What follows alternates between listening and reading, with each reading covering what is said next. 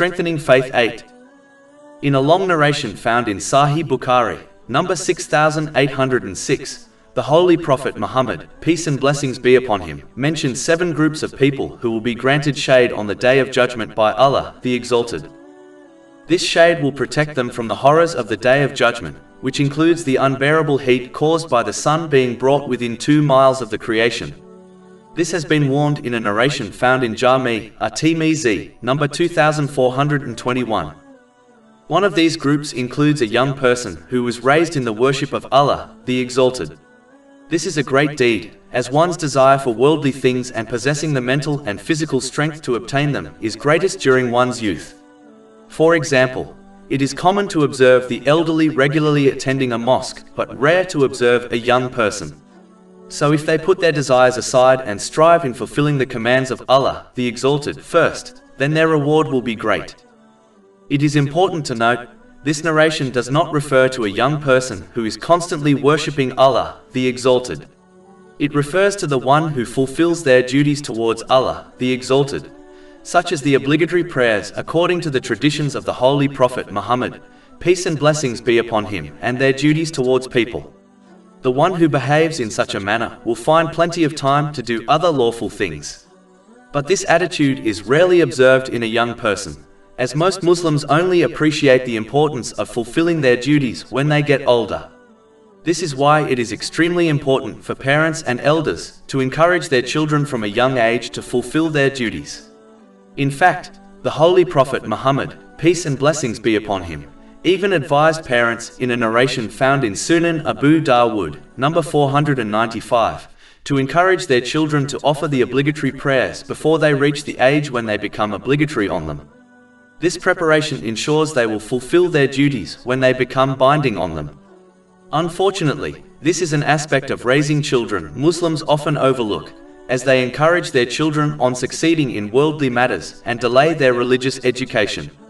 But by this time they become to set in their ways to act on the commands of Allah, the Exalted. The next person who will be granted shade on Judgment Day is the Muslim whose heart is attached to the mosques.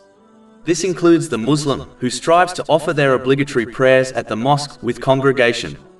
One can understand the seriousness of not performing this deed by understanding the narration found in Sahih Muslim, number 1481.